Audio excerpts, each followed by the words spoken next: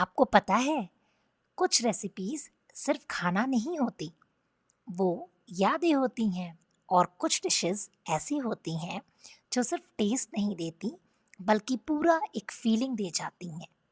आज जो कटहल की सब्जी मैं बना रही हूँ, ये कोई इंटरनेट रेसिपी नहीं है।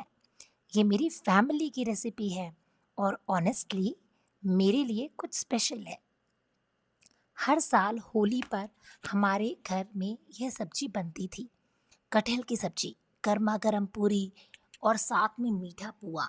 घर में रंगों की खुशबू, हंसी मजाक और किचन से आती इस सब्जी की खुशबू, बस वही होली की असली फीलिंग थी मेरे लिए। और सच बताऊं, होली का मतलब ही मेरे लिए यही खाना था।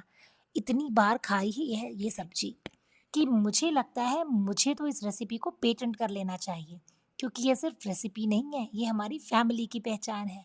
आपने भी कटहल की सब्जी बहुत जगह खाई होगी, शायद रेस्टोरेंट में या किसी फंक्शन में, लेकिन ट्रस्ट मी, ये वाली सब्जी आपके लिस्ट में सबसे स्पेशल होने वाली है।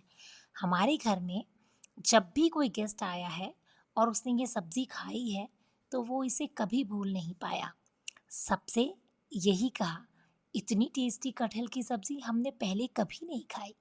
और ऑनेस्टली, ये सुनकर जो फीलिंग आती है ना, वो बहुत स्पेशल होती है।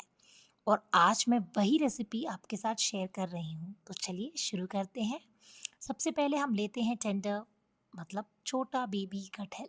ये बहुत इम्पॉर्टेंट है, क्योंकि जितना नरम कटहल होगा उतनी ही अच्छा टेस्ट आएगा।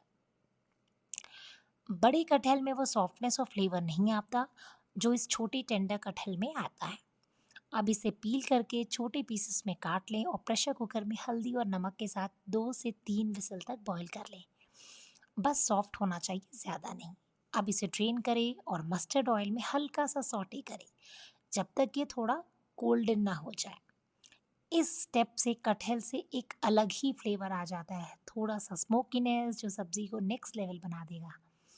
अब इस कढ़ाई में मस्टर्ड ऑयल डाला, अब इसी में से ये निकाला, और आप भी देखो, आप जीरा, तेज पत्ता, लौंग, काली जो बड़ी वाली कार्डमम होती है वो, छोटी वाली, इन सबको डाल देते हैं। ये अरोमा बहुत इम्पॉर्टेंट है, इसलिए जो भी खड़े मसाले आप यूज़ करते हैं आप उसे डाल दीजिए। अब आता है सबसे इम्पॉर्टेंट पार्ट, ये कटहल दो प्याज़ा है, सो प्याज डबल होना चाहिए कटहल से, यानी इसमें प्याज थोड़ा ज़्यादा ही रहेगा। प्याज को अच्छे से फ्राई करें, जब ये सॉफ्ट हो जाता है, पिंक होने लग गया, देख रहे हैं अब आप, तो अब सब्जी की ये जो प्याज है ना, वो सब्जी में हल्की सी स्वीटनेस देता है, तो गरम मसाला रहता भी है तो उसको बैलेंस करता है।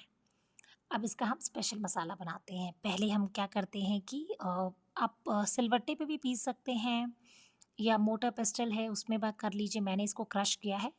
जिंजर, गार्लिक, कोरिएंडर सीड्स लिए हैं इसमें, जीरा और सौंफ थोड़ी सी ले ली है, ब्लैक पेपर डाला है, ग्रीन चिली, और धनिया के ना जो स्टेम्स होते हैं वो मैं कभी फेंकती नहीं हूँ, मैं सब्जियों में यूज़ करती हूँ, इसमें भी मैं डाल रही हूँ। इसको अच्छे से क्रश कर लें, खूब अच्छे से कर लीजिएगा क्रश। और अब इसका टेस्ट ना ये नेक्स्ट लेवल कर देगा। इसको आप क्या करो, अब इस प्याज का देखो हो गया ना, अब हम लोग इसको इसमें डाल देते हैं। स्लो फ्लेम पे इस सब्जी को पकाना है। ये सबसे इम्पोर्टेंट बात है कि इस रेसिपी में देखो टाइम लगेगा, जल्दी मत करिए, पेशेंस से मसाले को आराम से भूनते रहिए। जब ये इसका रॉ स्मेल चला जाता है ना, अब हम सारे मसाले डालेंगे। हल्दी डालिए, कश्मीरी मिर्च, धनिया पाउडर, गरम मसाला, सब्जी मसाला, किचन किंग डालिए, थोड़ा तेज करता है, और थोड़ा सा आमचूर पाउडर। बस इसे भुनो भुनो भुनो, भुनते रहो धीमी आंच पे। अब वो स्टेज है जहाँ पे फ्लेवर डेवलप होने लग रहा है। अब इसको सौटे करते हुए और कटहल को डाल दीजिए। अब कटहल को डाल के अच्छे से थोड़ा थोड़ा मैश कर सकते हैं या मिक्स कर सकते हैं इसको। इसमें ज़रूरी नहीं है कि कटहल आपको अलग चाहिए, इसमें जितना मिक्स हुआ रहेगा उतना अच्छा लगेगा। अब अगर आपको लगता है कि आपकी सब्ज़ी चिपक रही है, थोड़ा थोड़ा उसमें पानी स्प्रिंकल कर करके इसको करते जाइए, इसको भुनते जाइए। जितना ज़्यादा भुनेंगे, स्वाद इसमें उतना ही आने वाला है। और देखिए, कटहल की सब्ज़ी तैयार हो गई है। इसमें थोड़ा-सा हरा धनिया मैंने डाल दिया, कसूरी मेथी डाल दी, मिक्स करिए। हम लोग इसको लच्छा पराठा के साथ बहुत पसंद करते हैं। मैं भी आजकल उसी के साथ खाती हूँ। पूड़ी के साथ खाइए, लच्छा पराठा के साथ खाइए, मज़ा आएगा। किसी भी चीज़ के साथ खाइए, ऐसे ही खाइए।